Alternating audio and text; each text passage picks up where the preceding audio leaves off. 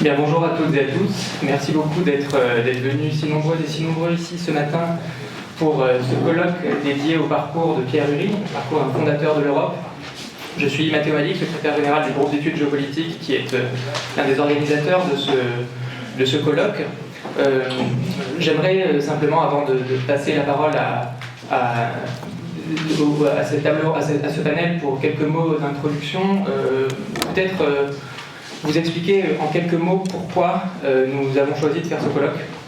C'est une question qui, au fond, est évidente pour un certain nombre d'entre vous, puisque peut-être même pour tout le monde dans cette salle, puisque vous êtes là et que vous avez un intérêt pour Pierre Ury, d'approfondir votre connaissance de ce personnage historique. Mais au fond, c'est quand même une question qui se pose. Pourquoi faire un colloque sur Pierre Ury en 2021 ? D'abord, il y a une dimension d'hommage. Ce n'est pas à des gens qui s'occupent d'affaires européennes et de construction européenne que je vais apprendre que parfois dans l'arbitraire des dates, certaines occasions importantes peuvent se créer. Pierre Ury, nous fêtons aujourd'hui le 110e anniversaire de sa naissance en ce 20 novembre. Donc la date, d'abord, est symbolique. Ensuite, il y avait l'idée, dans la conception de ce colloque, de répondre au fond à un paradoxe. Pierre Ury est un nom qui revient très souvent lorsqu'on parle de construction européenne. Il est reconnu comme un personnage absolument décisif de ces années de cette construction. Et pourtant, nous sentions qu'il n'avait pas le niveau de reconnaissance et de connaissance, même d'ailleurs, qu'il méritait. Il y avait donc là un chantier à ouvrir. Et enfin, peut-être la troisième raison qui nous a poussé à faire ce colloque et à organiser ce colloque, c'est au fond un impératif aussi de renouvellement des études européennes et de l'histoire de la construction européenne. La notion de père fondateur est une notion importante qui repose sur des cadres bien établis, un référentiel qui est existant et qui est peut-être aussi un peu automatique. Donc il y a dans la volonté de découvrir ou de redécouvrir un personnage historique, la volonté aussi d'un sens de l'histoire, de faire l'histoire, c'est-à-dire à la fois d'avoir un travail scientifique comme les intervenantes et les intervenants aujourd'hui vont le déployer, mais aussi peut-être d'apporter une nouvelle pierre à ce récit de la construction européenne qu'au fond on pense connaître, mais qu'il est nécessaire de régénérer.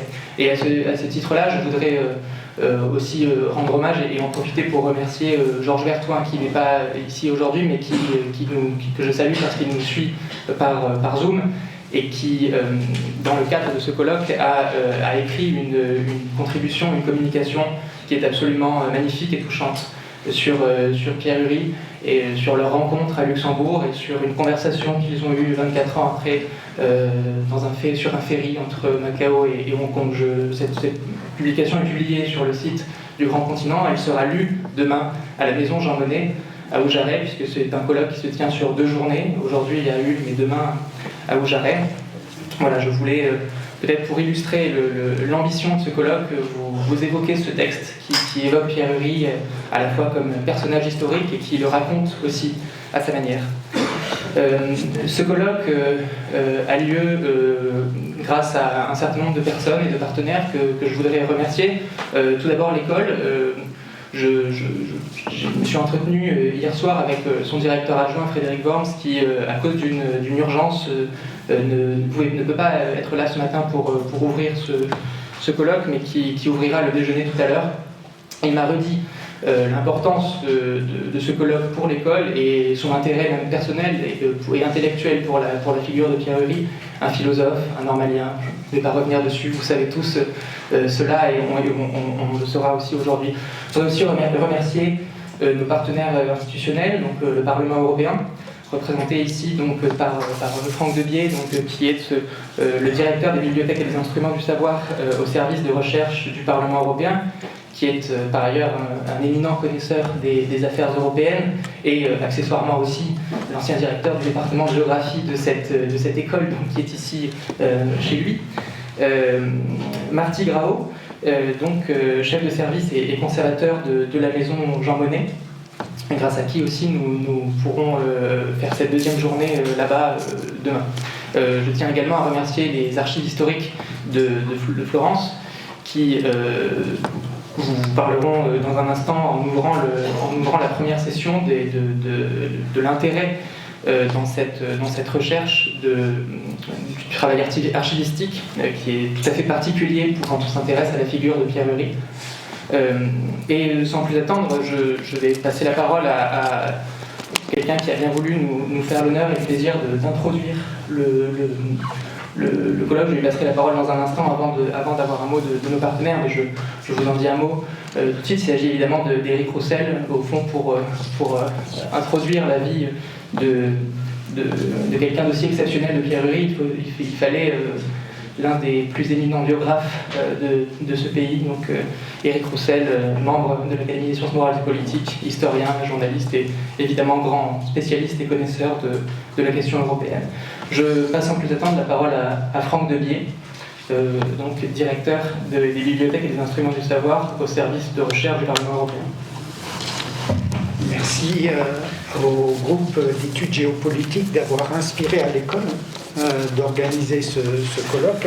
Les études européennes, comme vous le savez, tiennent une grosse part dans le cursus de plusieurs départements, en histoire, en géographie politique, en philosophie aussi, où la question européenne comme objet, mais aussi comme contexte, intéresse nos camarades en scolarité aujourd'hui et ceux qui cherchent et travaillent autour d'eux. Vous avez déjà fait les remerciements, donc je ne vais pas répéter. Je vais juste dire trois choses. Quand on ne sait pas quoi dire, on essaye de rassembler son souvenir. D'abord, sur ce lieu, je suis géographe, et je me souviens en entrant à l'école de ce qu'on disait de cette salle où nous nous réunissions, et qui a un peu à voir avec ce que vous venez de nous dire. Ce n'est pas la salle des morts, en dépit de tous ces noms célèbres sur les murs. C'est la salle des actes. Et le directeur de l'école, un grand mathématicien à l'époque, Georges Poitou, disait « Ils sont sur les murs parce que leur pensée continue à être en acte dans la vie scientifique d'aujourd'hui. Il n'y en a pas un sur ces murs qui, quelque part, n'a pas un lointain descendant dans la vie intellectuelle, une lointaine influence dans la vie intellectuelle et quelquefois politique du pays. » Et donc, bien sûr, il y a la reconnaissance officielle, c'était tous des membres de l'académie ou des académies, mais c'était surtout des gens dont on a mis le nom sur les murs parce qu'ils continuaient à nous inspirer, et c'est ce qu'on souhaite évidemment pour la personne, l'œuvre, les travaux, ce qu'on conserve aussi de la pensée de Pierre Ury, et cette petite journée est un peu une pierre dans ce sens-là. Deuxième chose, je veux vous remercier, vous, d'être présent. En entrant dans la salle, je me suis dit, formidable. Il y a beaucoup de monde. Il y a beaucoup de monde pour Pierre Ury. Il y a aussi beaucoup de monde, du coup, pour ce qu'il a représenté, pour la construction européenne, qui n'est jamais finie, pour la paix aussi, qui n'est jamais finie et qui aujourd'hui nous préoccupe évidemment. Il y a 3 générations. Et donc, je crois que la fonction de l'école vis-à-vis de la société civile, et ce que nous voulons faire aussi en aidant avec les petits moyens du Parlement européen cette fonction, c'est-à-dire de garder la mémoire, de garder la flamme allumée et de passer le relais, est tout à fait possible à faire aujourd'hui. Très intimidant de parler de ce qu'on sait ou surtout de ce qu'on ignore d'une personne devant, vous l'avez dit, un des meilleurs spécialistes français de biographie et de la chose européenne. Et je dirais juste le peu de choses que la lecture des textes et de ce qu'on a dans nos archives m'inspire. Il y a peut-être 4 phases de l'Union européenne dans lesquelles, à chaque fois, le philosophe, l'intellectuel a joué un rôle. Il y a une phase pionnière qui commence souvent à Paris, à Strasbourg, qui se poursuit à Luxembourg, où ce qui compte, c'est d'abord des entrepreneurs. Et Monet en est un, mais ce n'est pas le seul. C'est des gens animés d'un esprit d'entreprise qui essayent de vendre quelque chose de nouveau, de convaincre. Et là, l'intellectuel n'a pas simplement un rôle de penseur, mais un rôle de tacticien. Et il y a, dans ce que j'ai pu trouver de l'œuvre de Pierre Ury, du génie tactique dans beaucoup des choses qu'il a faites. Un deuxième moment qu'on a souvent appelé l'apogée technocratique de la Commission, le temps du marché commun, le temps du marché unique, où en fait l'aventure européenne n'est pas encore sous les feux de la rampe politique. Ça commence doucement, surtout par des normes, des mesures, des choses nouvelles, mais c'est une administration de projets très différents de l'administration française, qui est déjà une administration qui met en œuvre des choses, qui est comptable du réel. Et pour cette administration de projet, c'est très important d'avoir quelqu'un qui garde la boussole.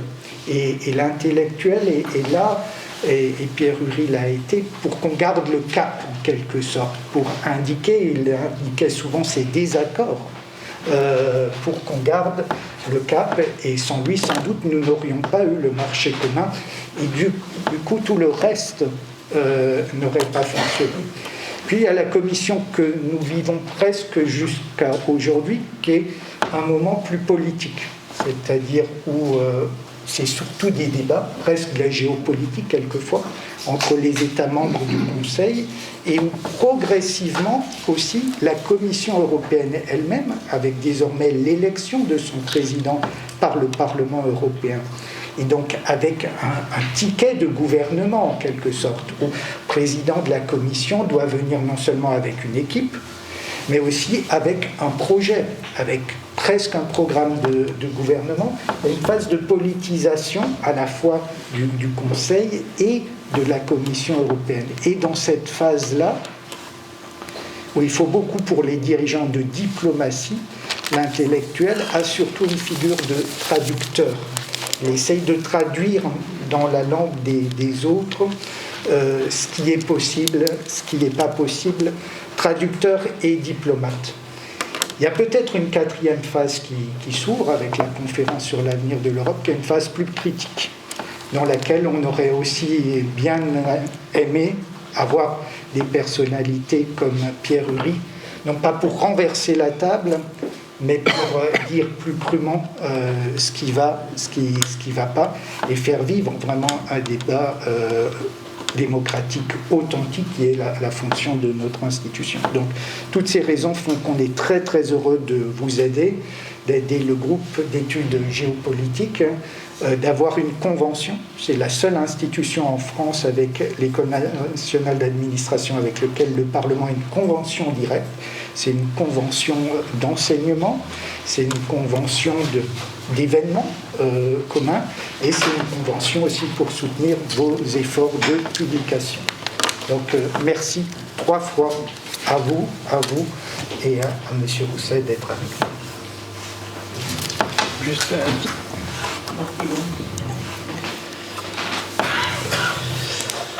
Bon, merci beaucoup. Merci aux organisateurs pour cette importante initiative. On est très, très ravis à la Maison Jean Monnet de pouvoir accompagner cette initiative, de pouvoir contribuer aussi avec notre travail, avec notre efforts, pour pouvoir proposer notre site aussi pour le déroulement de ces journées demain. Et je voulais juste dire que, évidemment, on a eu à la Maison Jean Monnet l'occasion de beaucoup réfléchir et beaucoup se souvenir ou se pencher sur la question de rapport la collaboration entre Pierre Ury et Jean Monnet, surtout parce qu'on est dans une période de nombreuses commémorations. Chaque année, il y a une commémoration cruciale. Il y a 2 ans, c'était le 70e anniversaire de la déclaration Schuman. Cette année, on s'est souvenu de la commémoration de la signature du traité de Paris. Évidemment, ça nous amène à chaque fois à devoir se pencher sur la figure aussi de Pierre Henry et de leur rapport très étroit de collaboration, de travail. Je pense qu'au-delà de cette étroite collaboration, ils partagent aussi le fait qu'ils ont eu la rare qualité d'être présents tout au long de leur vie, l'un et l'autre. Évidemment, Jean Monnet avec une étendue chronologique beaucoup plus longue, qui commence à la Première Guerre mondiale, mais d'être présent dans le moment clé de là où l'histoire s'est faisée, disons, et de ne pas toujours, ça c'est très connu de Jean Monnet, de ne pas réclamer forcément une reconnaissance, mais de savoir s'effacer pour donner l'élément aux objectifs auxquels il servait. C'est pour cette journée et les journées qui ont suivi spéciales comme Pierre Henry dit son propre écrit autobiographique Pensée pour l'action, ces dimanches d'avril de 1950, quand le premier texte, le premier brouillon de la Déclaration Schuman a été écrit. Il y a beaucoup d'autres journées à Aujarret et à Montfort-l'Amaury. Ils étaient un peu partagés entre les deux endroits, mais bon, c'est à 4 km, on est toujours dans la même région. C'est à cause de cette intensité aussi d'événements clés, de travail profond, parfois silencieux, que le Parlement, il y a 40 ans, l'année prochaine sera encore une autre commémoration, 40 ans, le Parlement européen a décidé d'acquérir la maison Jean Monnet. Alors il faut souligner aussi que c'est le premier bâtiment de propriété du Parlement européen avant Bruxelles, avant Strasbourg. Tout ça, on a ces privilèges, on va dire aussi, ce petit privilège. Et c'est à cause évidemment de la mémoire, de pouvoir sauvegarder cette nécessité pour la mémoire de Jean Monnet, mais aussi en raison de cette, comme j'ai dit, cette densité d'événements, de rencontres, de dates clés qui se passent à Aujarret. Alors, il y a 40 ans, mais après il y a 3 ans et demi que le Parlement européen a décidé de prendre en main la gestion directe du site, et depuis lors, il y a toute une série d'activités nouvelles qui se proposent. Évidemment, monsieur le directeur du service des bibliothèques a parlé de rayonnement du Parlement européen en termes de recherche, de l'appui à la recherche, tout ça. Le service de la recherche est présent sur le site, avec l'organisation de conférences qui vont monter en puissance aussi dans l'avenir prochain. Deuxième volet important, peut-être premier par ordre chronologique, c'est la maison historique elle-même. C'est l'action de musée, toutes les activités qui en découlent, les services pour le visiteur, pour attirer davantage de monde sur le site. Et après, très important aussi, l'Académie Jean Monnet, qui est gérée par la Direction générale du personnel au Parlement européen, et qui fait venir cette année, cette année à venir, une soixantaine de groupes de fonctionnaires pour suivre des formations sur place. C'est-à-dire que ça représente 1 millier de membres du personnel du Parlement européen. Bon, j'ai dit tout simplement ça parce que vous voyez aussi un peu la portée que notre site est en train d'acquérir, mais aussi, je le dis parce que bon, nous sommes ici un réseau, nous sommes aussi chacun de nous, chacun de vous, évidemment, nous avons nos réseaux, nos complicités intellectuelles, tout ça. Je voudrais aussi modestement vous porter une invitation. Et aussi, je pense que le monsieur le directeur aussi sera évidemment d'accord avec moi, une invitation ouverte à vous tous pour que vous puissiez considérer la maison Jean Monnet comme un endroit pour célébrer des rencontres, de discussions, voilà, de reproduire encore une fois la méthode Monnet, de s'asseoir autour de la table. Bon, je m'arrête là, juste peut-être pour si je devais dire un mot, dans un mot, cette collaboration, quelque chose sur la collaboration entre Monnet et Urey, je dirais que, encore un peu dans la d'avoir le plus grand biographe de Jean Monnet juste à côté de moi, mais quand même je me permets de dire que si chez Monnet on a un certain éloignement conscient de l'histoire, disons une certaine vouloir regarder en avant et parfois pouvoir même croire que ceux qui parlent beaucoup d'histoire, hein, c'est un peu difficile d'entendre pour les historiens, moi-même y compris, mais que ceux qui cherchent de l'appui dans l'histoire, souvent c'est une excuse pour ne pas vouloir agir.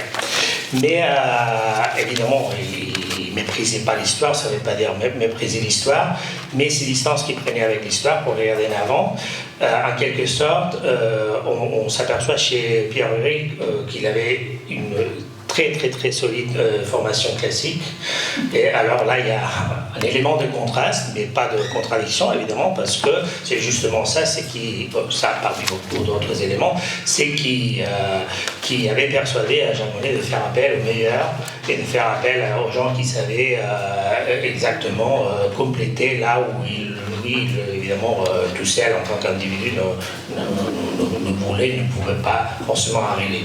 Voilà, et de l'autre côté, je termine, c'est Monnet qui avait, Pierre Ury l'a écrit, qui avait enseigné, qui avait montré aussi à Ury qu'il faut qu'on travaille avec des collaborateurs, qu'on travaille avec des personnes qu'on a à côté. C'est bien aussi de se brancher parfois sur les difficultés personnelles, sur le contexte, au-delà de la vie professionnelle qui entoure ces personnes. Alors je pense que c'est là, il y a un apprentissage que Pierre Ury a fait directement de Jean Monnet et il a écrit comme ça. Bon, évidemment, on dira beaucoup plus d'autres choses, c'est juste peut-être un détail, mais voilà, je m'arrête là et merci beaucoup et on sera ravis aussi de vous voir tous demain au Jarret. Merci. Je peux laisser Amélie.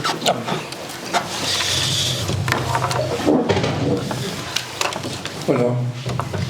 Merci d'abord d'avoir songé à moi pour introduire ce colloque. J'en suis très touché et honoré, très heureux. Je pense que c'est un colloque qui est très utile, qui s'imposait particulièrement en ce moment. D'abord parce que, vous le savez tous, l'Europe est un projet qui est contesté, caricaturé par quelquefois des bonimenteurs. Et je crois que c'est important de remettre les choses à leur place, à l'endroit. Et puis je crois aussi que c'est très utile de braquer un peu le projecteur sur un personnage comme Pierre Ury, qui souffre d'un certain déficit de reconnaissance. Je crois qu'il en aurait été heureux, je peux le dire. Je l'ai un peu connu, trop peu, lorsque je préparais mon livre sur Jean Monnet. J'ai même, comme je le racontais à Noël Ury, j'ai même fait un voyage aux États-Unis avec lui. Et j'ai le souvenir d'une conversation dans un hôtel à New York au petit déjeuner où il m'avait raconté un peu de sa vie et à un moment il m'a dit « Comment expliquez-vous que je ne sois pas reconnu comme le père de la TVA ?» C'était son... Alors j'étais bien incapable de lui expliquer, mais voilà, donc c'est Pierre Ury était une personnalité extrêmement brillante, qui a eu un parcours tout à fait étonnant, puisqu'il est normalien lettres, agrégé de philosophie, et au fond, si on comprend bien, c'est les dispositions absurdes et honteuses de Vichy et qui vont l'amener à se tourner vers l'économie. Et peut-être, de cette époque, ce qui était peut-être finalement sa vraie voie. Aujourd'hui, c'est un itinéraire assez courant, à l'époque, ça l'était moins. Et finalement, c'est ça qui a mis Pierre Ury sur les rails, et c'est ça qui, après la guerre, l'a amené à entrer dans la galaxie de Monnet, dont il est devenu un élément extrêmement important. Mais du coup, évidemment, ça l'a amené à jouer un rôle qui a été très utile, très important, mais évidemment qui par rapport à sa personnalité qui était assez rayonnante, pouvait poser un problème en ce sens qu'il était devenu l'ombre de l'ombre.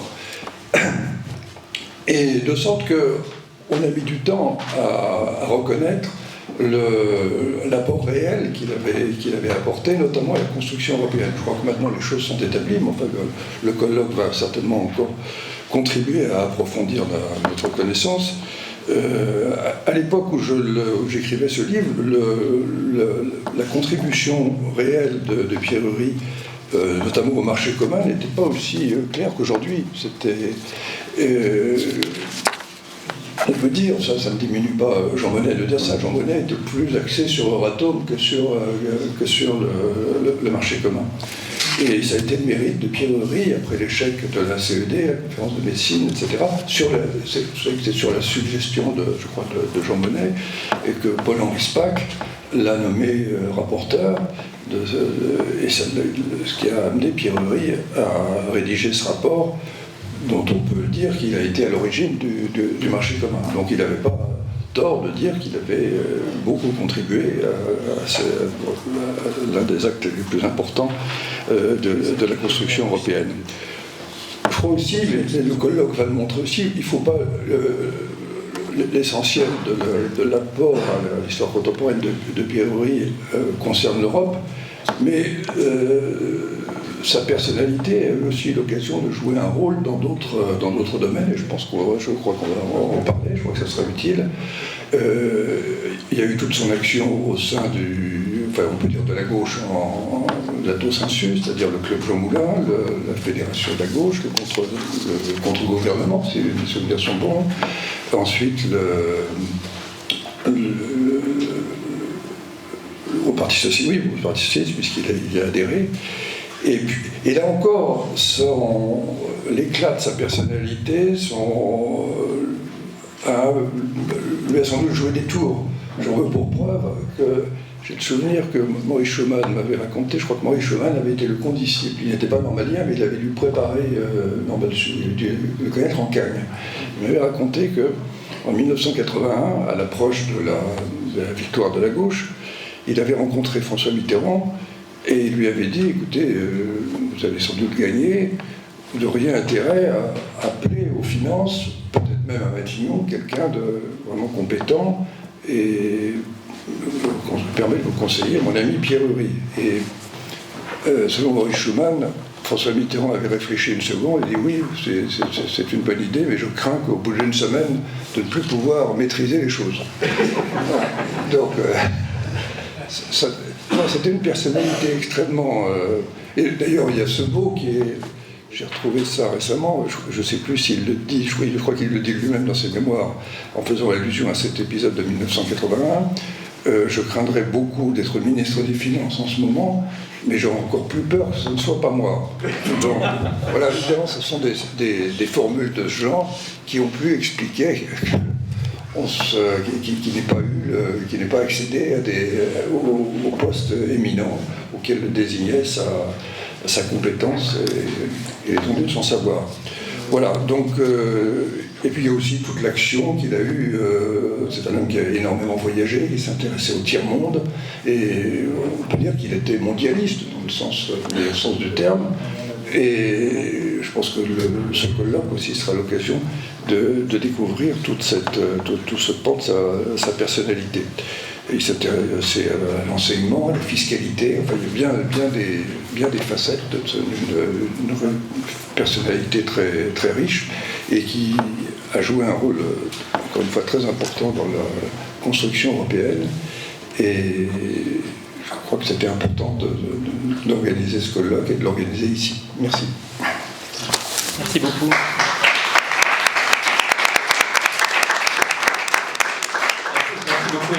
Nous allons sans plus attendre laisser la place au premier panel. Vous avez évoqué les différentes facettes de la vie de Pierreries, de cette vie un peu multiple. C'est ce qu'on a essayé de faire dans le programme que je vais très rapidement présenter. On aura une première session sur les sources et archives, donc immédiatement. Ensuite, une session consacrée à l'économie, Pierreries économiste au service de la France. Puis après le déjeuner, une session consacrée à donc de la déclaration Schuman au traité de Rome, donc vraiment ce moment fondateur dans la construction. Puis la dernière session sera consacrée à Pierreries, homme d'action, donc peut-être la partie la plus qui prendra en compte en réalité toutes les autres facettes pour décrire son mode d'action. Et la journée sera conclue par Alessandro Giaccone, qui est au fond de la salle, qui est le directeur scientifique de ce colloque, et donc qui a été à l'origine aussi de ce schéma et de ce dessin général. Je vous remercie et je laisse vous attendre la place à la première session.